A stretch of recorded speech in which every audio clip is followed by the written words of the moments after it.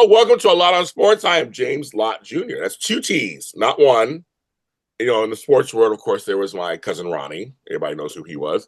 But I love biographies and autobiographies and stuff about people in the past that comes to sports. And there's a book. And this is so funny for me here on JLJ Media. For the last month and a half, I've had several guests and stories related to Detroit. I've never been, but my favorite new pizza it's Detroit style pizza.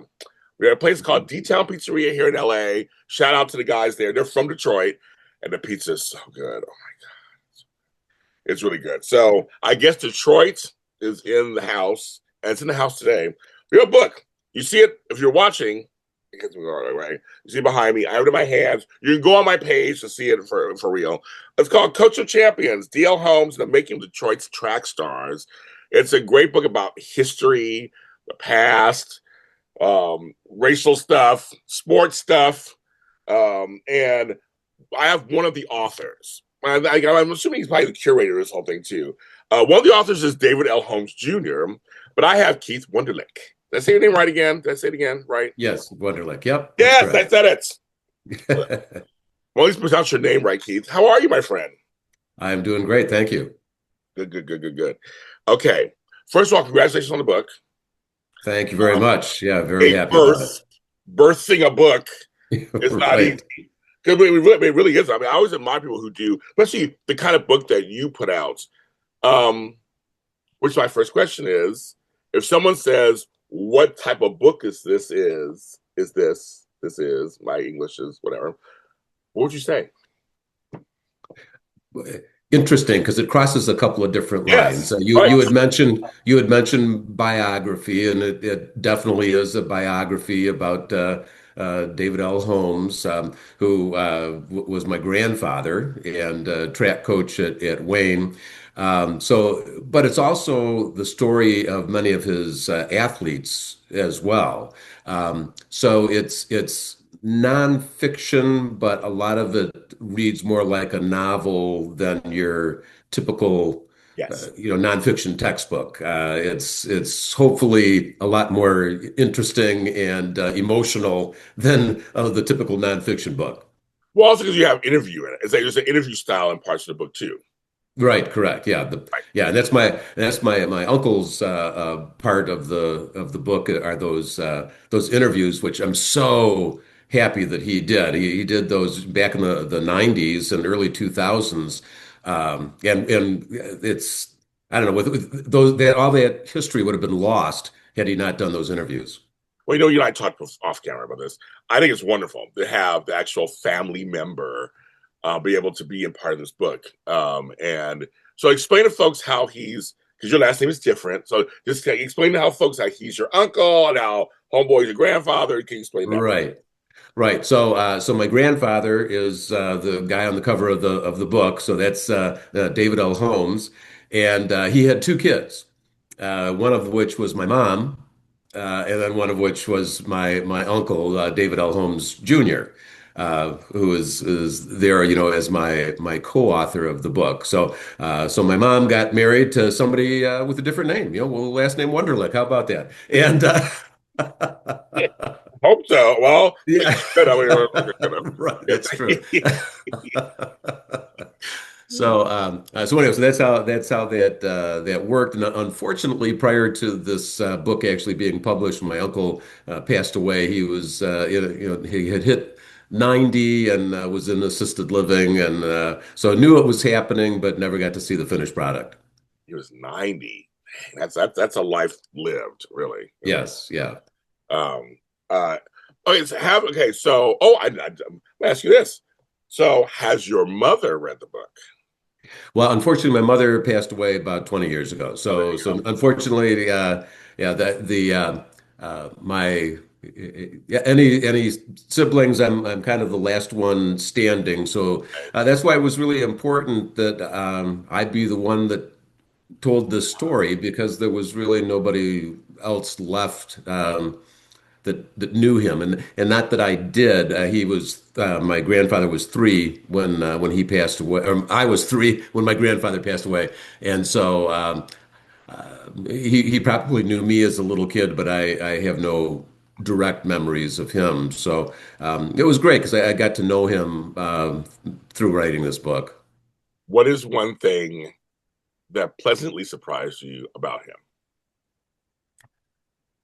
Well, there were a lot of surprises. What one of the things, my mother never had a sip of alcohol, Oh, and so I kind of always wondered where did that come from? And she wasn't necessarily against it in general because my dad was, enjoyed wine and, usually had a glass of wine before dinner every night. So, but come to find out that her dad, my grandfather, also never had a sip of alcohol, and that his dad, my great grandfather, was a Methodist minister. And oh, apparently, that's where all that comes oh. back to. The Methodists were, at least at the time, were totally abstinent from alcohol, and so that was passed down through the generation. Stopped for my part of the generation, but I learned some things even about my mom that I didn't necessarily know. But my grandfather was the very essence of a gentle man. He didn't drink, didn't swear, didn't smoke. Was slow to anger, and when he did anger, it was gosh darn it, or something like that. He was just he just had a presence about him that was just very, very kind and nurturing for everybody that he met. That's what it sounds like in the book. It sounds like it was very paternal. Some people, I get accused of being paternal with my coworkers. And so I kind of help myself. If you're younger than I am, I'm Papa Jamie to everybody, right? It sounds like from the book that he had that same kind of role, where he kind of naturally was a leader, and naturally took in the track star, took in the kids. So I say kids, but they're young. You know what I mean? But Right. took him in. Is that an accurate assessment? As I'm, Yeah, absolutely, absolutely. He'd have them over to his house, and he'd go to their houses. It was very very common for him. He would go to a high school track meet in Detroit and see somebody that he liked, and invite himself over to the house to sit down with mom and dad and say, "Hey, how do you?" I'd love to have your son come to Wayne and be part of my track team. And it won't cost you any money. He didn't have scholarships, but he had jobs, and so he could, make it so that it was not a financial burden on a family to, be part of a university. but it was a time period, which I appreciate that, but it was a special time period that he was in that I found this extraordinary. And it just goes to show, in our divisive history today, that there are folks who saw talent first. And it Oh sounds yeah, like in the book, he saw talent first. Am I accurate in thinking that also? yeah, absolutely accurate. Yes, he could see somebody walk just down the sidewalk and knew by their stride that they were going to be a good athlete. And then he was not bashful to run up to them and say, "Hey, why didn't you come out for the track team?" He found somebody standing in a gym class one time and just looked at him and said, "Have you ever high jumped?" And the and the answer was no. He had never tried the high jump. He goes, "Well, come on, come on, after your classes, come on by and see me, and let me just show you, what it's all about." And the following year, the guy was the NCAA championship high jumper. He saw talent, and you're right. I think what you're going at, he could not have cared less if that was black athlete, a Jewish athlete. There were, believe it or not, universities that discriminated against Catholics. I know. No, I Uh, know. No, I know. yeah, That's what I'm saying. and he just saw talent. He really didn't see anything else, and he wanted those folks on his team. and they did well. They did extremely well under really some adverse circumstances, not just racism, but really crappy facilities.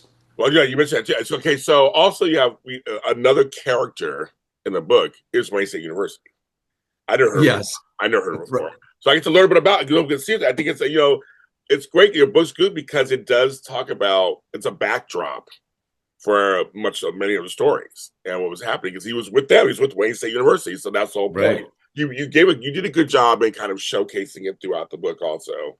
And what did you learn about Wayne State University as you're doing your research on this too? Because they had to be pretty open also back then for what he's bringing in. Well, that's absolutely true. I give a lot of credit to Wayne because other universities, even if they had, my grandfather as a coach, still might have prevented anybody who wasn't, white Anglo-Saxon Protestant from being on his team. But Wayne was wide open, and they didn't care either. It's just they wanted the best students. My grandfather wanted the best athletes, and everybody was actively recruiting anybody that fit those bills to come to the university. So it was an extremely diverse university, and did some incredible things with that. And I mentioned in the book, like one of the first chapters, in chapter 4, is about John Lewis, and about him in the 1928 Olympics. Yes. But in 1929, he became the first black captain of an athletic team at Wayne State University. 1929. That's No, I know. absolutely No, I know. unheard of. I know. Yeah. Um, sidebar for a second. It's related to this. So I'm in a book called Good Grandpa. And I had a famous great grandfather. He was a black wrestler in the turn of the century. So you can only imagine what he went through, but he was erased from the books. So a few years ago, someone young found out about him and did this 25-page article in Slam magazine. So I got to learn more about my great grandfather. And it was so anyway. We talk about that because I say it was from the turn of the century to the 1940s. And we're saying how it's like we have these talents out there, and it took like the right white person, so to speak, to go, I want to give them a chance. I don't care about the Negro-ness and all that stuff. They're good. And we want Right. them on our team. So Yeah. I get the same thing when reading about your grandfather. He was just like, they're good. I see talent. It's a Yes. we want to compete. But I'm saying, but you went through stuff. I mean, World War II, you bet you have a chapter on Hitler's Olympics. I mean, you have a whole, I mean, like these people went through a lot of stuff in the first half of our century, of that century. Right. And you document some of that stuff in this book. It's amazing, right? It's totally amazing. Absolutely amazing, and yeah, it was really unfortunate. The Hitler's Olympics was 1936, Yeah. and right about that time, uh, a really fantastic hurdler came to Wayne, and my grandfather latched onto him, and he would have been, I'm sure, an Olympic gold medalist, but because of Hitler, the 1940 Olympics were canceled, and the 1944 Olympics were Right. canceled.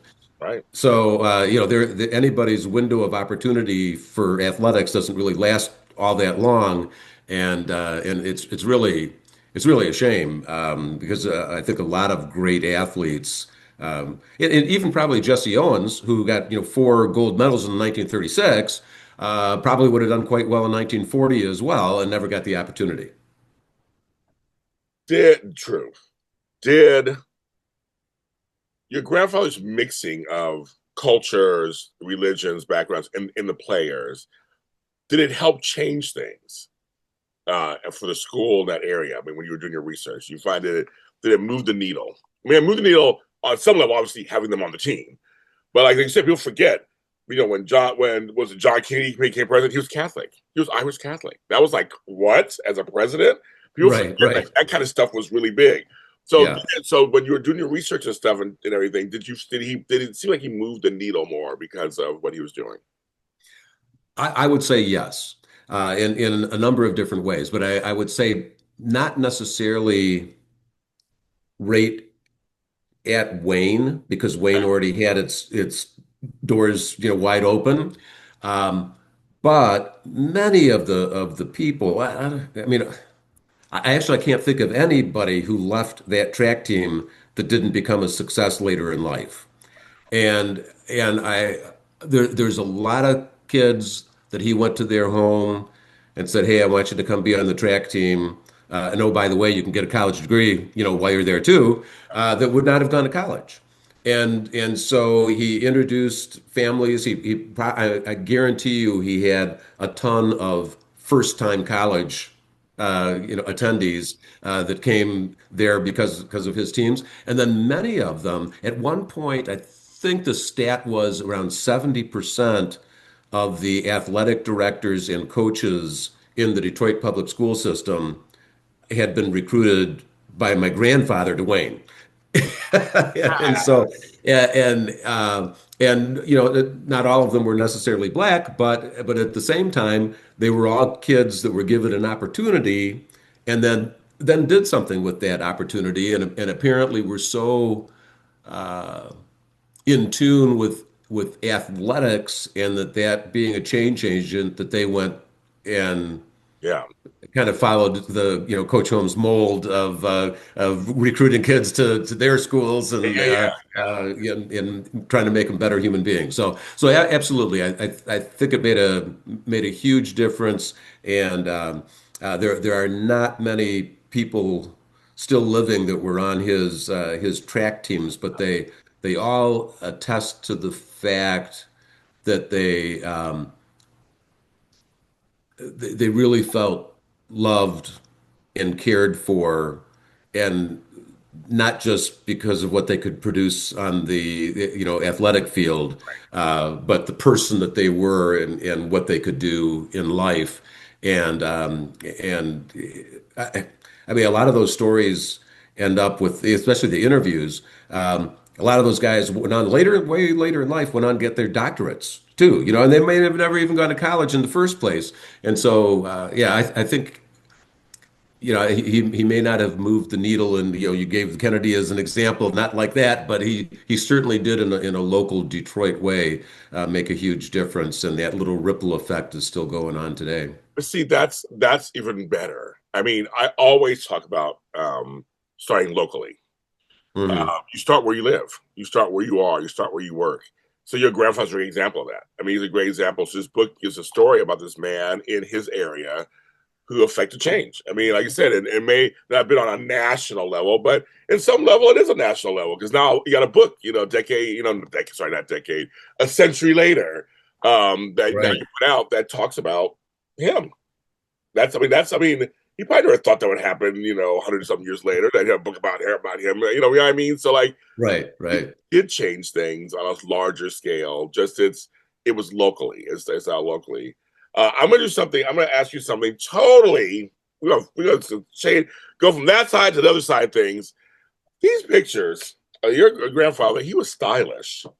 I'm like, no, serious. I'm like, I mean, folks, I wish I could really show it on here, but there's some pictures in here. He looks good. So I'm just saying, and I mean, he's on a horse. I love horses. Um, so I mean, I just told all maybe. I looked at my grandfather the same way. He had a cigar in his mouth, hats, all this stuff. The same, very stylish. I don't even know. I don't know what the question is. I just think I thought he's just very. He had a style to him. Did your uncle have a style? Do you have a style? How did that? Did it run the family? What's going on? Well, yeah, of course, back in those days, if you look at pictures, it's always hilarious to me.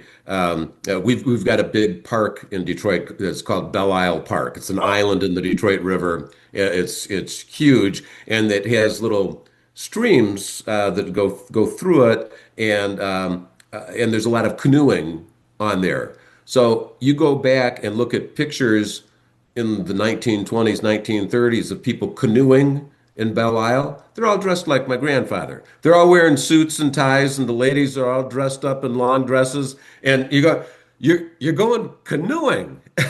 What are you doing with a shirt and tie on? And I think part of his style, it was just reflective of the era. Um, you know, I people used to go to the show dressed up. People would go shopping dressed up. That's just not what Again, we're used to today. he's like just dressed up. Yeah, yeah, he's That's on the not, field. That's on the field. right, I'm like, right, coaches don't dress like that today on the field. right, exactly, exactly. Yeah, yeah, no one was wearing pajama bottoms in Right, right. 1920.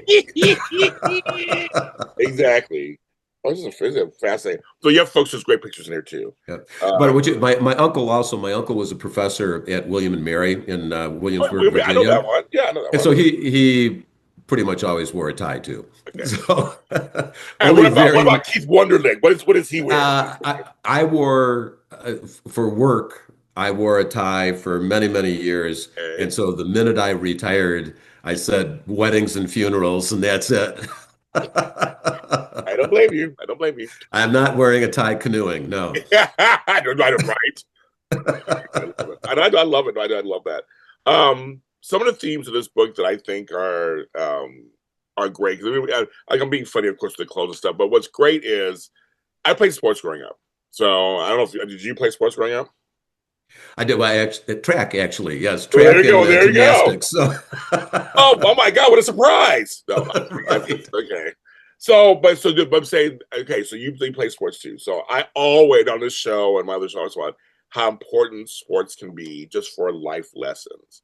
And it sounds when you read this book, for him, track was a thing, sports was a thing for him, and he got into it, and he's affecting change. And so I think what's happening for me is reminding me of what sports taught me, team, stuff, working together. In my corporate world I used to work in, and food service, it teaches you so much stuff. That's good life lessons.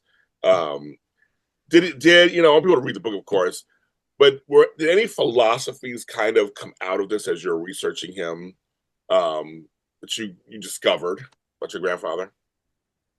Well, I think one of the things that always came out, one of the interviews said it, that he never felt like he really lost a race, even though he did. Oh, got it. That my grandfather would come up to him and say, "Well, that you did great, and this is what we need to work on next time to get maybe instead of sixth place, you can come in fifth next time, and here's what we can do about that." That it was always about constant improvement. That you didn't necessarily have to win, but if you could be better than you were last time, Yeah. that's what really matters. Yeah, in the back of the book, I have some notes on each one of the chapters, and the final chapter, which fittingly ends with the funeral of Coach Holmes. I have in the notes there that two of the pallbearers, I found all the information on who actually carried his casket, and two of the guys I'd never heard of. Oh, And so who are these guys? Four of them were I've got chapters about in the book, yeah. but two of them I had no idea who they were. And I looked them up, and they had barely hit the newspaper. Maybe what just because they were in a relay or something like that. I saw their name and what they did. So here were two guys that were selected to be pallbearers for my grandfather, which I would have considered to be a huge honor. Yeah. It probably never got a point in a meet, but there must have been some sort of a special relationship there, or they wouldn't have been selected. So it wasn't that you were his next Olympian. It was that you were on his team, and he was going to take you from A and get you to B, and hopefully way down the road, that it was all about just keeping working and being consistent and working on getting better, no matter what that better was. What that better is, yeah, you're gonna go to the Olympics, or that better is one of these days we're gonna get you making a point in one of these meets. We're gonna get you top three. Yeah. So, um, So yeah, I think that's what it was. Just that persistence yeah, and never stop working. Yeah.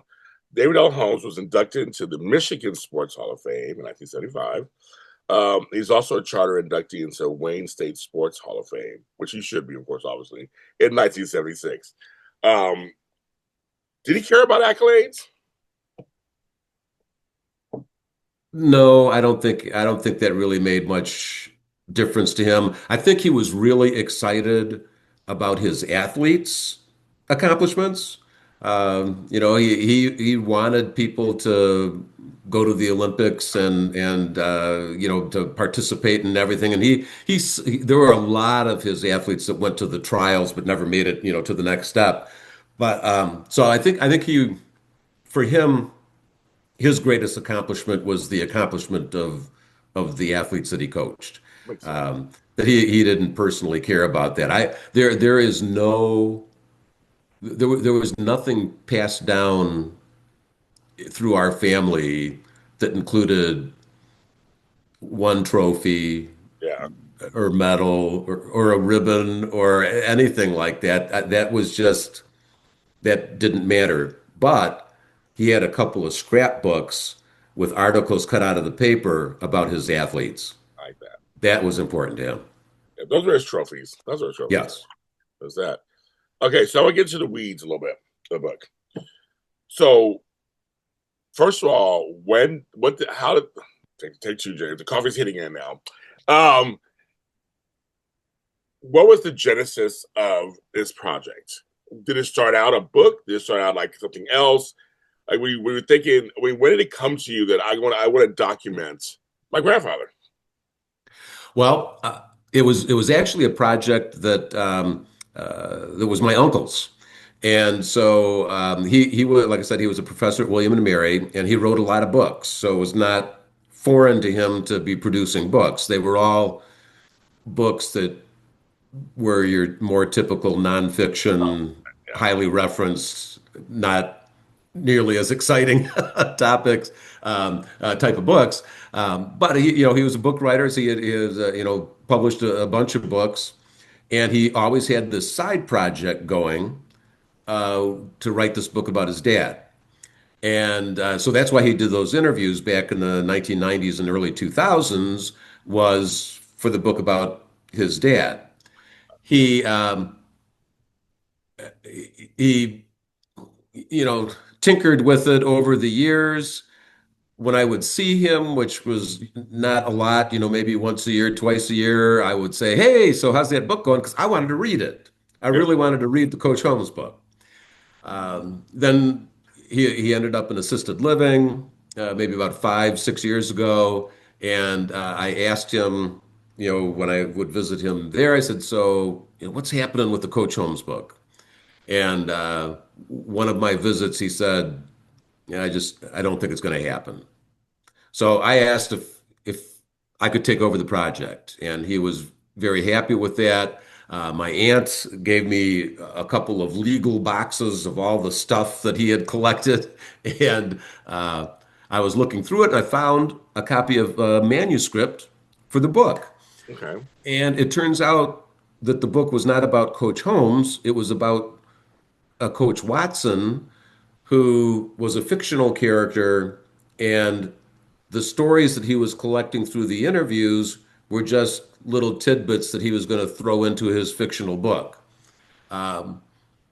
I felt that the Coach Holmes story was a pretty good story and didn't need to be fictionalized. Yeah. So I took his manuscript and gently set it to the side. But what he wasn't going to use was those interviews. And when I read the interviews, I said, Okay. this stuff is gold. This is great, great, great. And so that's why every other chapter is one of his interviews. And then on the in between chapters are the more novel type chapters that take you back in time to a specific Olympics or an event or something like that. Some major event that is worth noting with in some of these athletes' lives. So that's how it happened. So my uncle got it all started, and I picked up the baton, but I instead of running a race that he was running, I kind of switched what race we were running and took it a different direction. Yeah. I'm glad I did because while his book was interesting, I would ask. There were some stories in there that I would ask him about. I said, "So tell me about this. Did Coach Holmes, this story?" He goes, "Oh no, that part's fiction." I go, "Oh, okay." Well, so I couldn't trust what was fiction and what was a tidbit from the past, so I started over, except for those great interviews. That's good. I love that. If you could talk to your grandfather today, I don't know these stories. Tell your grandfather today. Um, what is one thing you would ask him?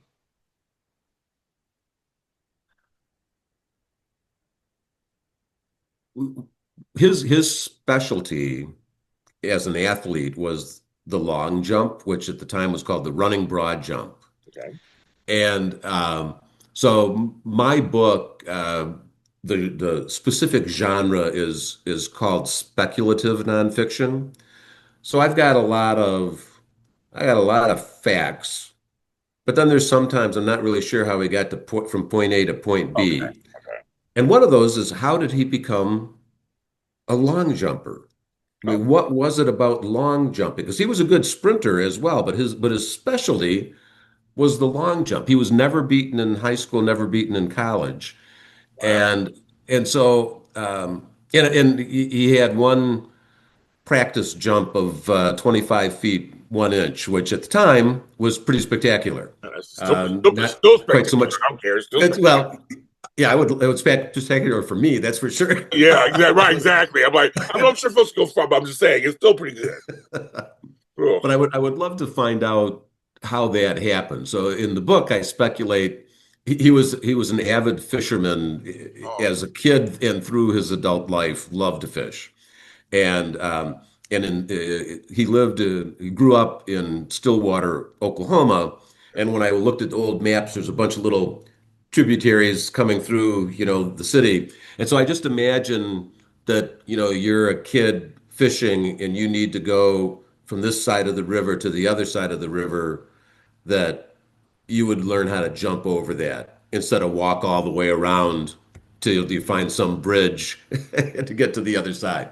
So that was my speculation on that. But I would love to have that conversation of, so how did this happen? How did you become that? And I would also love to hear he went to the Olympic trials for the 1912 Olympics in the long jump, and I would love to hear the entire story behind that experience as well. yeah. That's very cool. Good answers. The book is called Coach of Champions, DL Holmes, The Making of Detroit's Track Stars. Keith Wunderlich, congratulations. Thanks for being on the show. Thank you so much. And I made a new friend. The book, you only have to run. You just go on your phone, your tablet, computer to get the book. So is it in it's like Amazon? Is it Barnes and Noble? Like where is it? Where can they find it?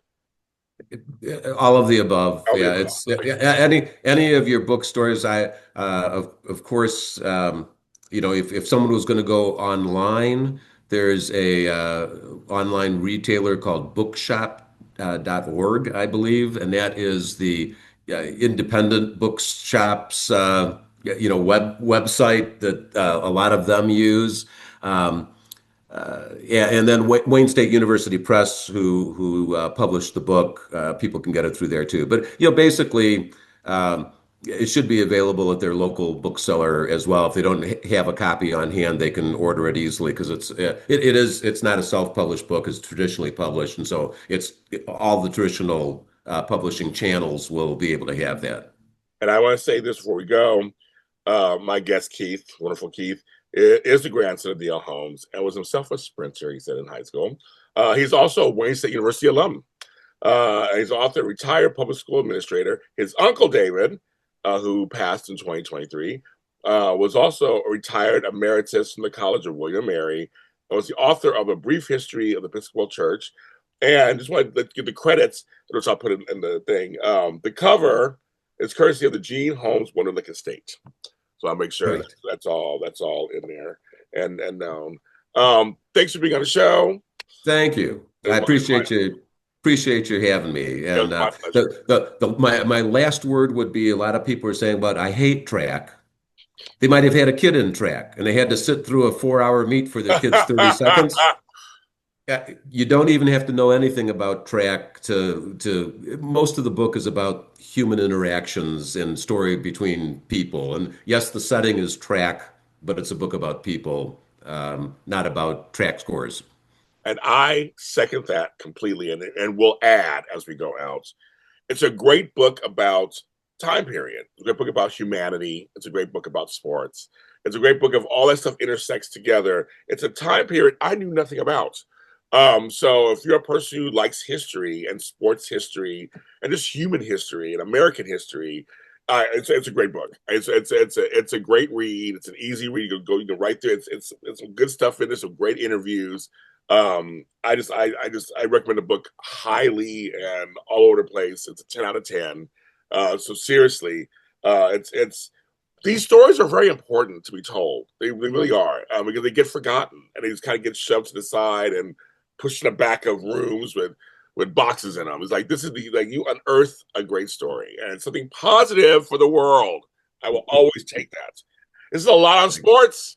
You find me wherever James Lott Jr.'s are sold at James Lott Jr. on all social media platforms everywhere. Can't get rid of me. And we will see you next time on A Lot of Sports.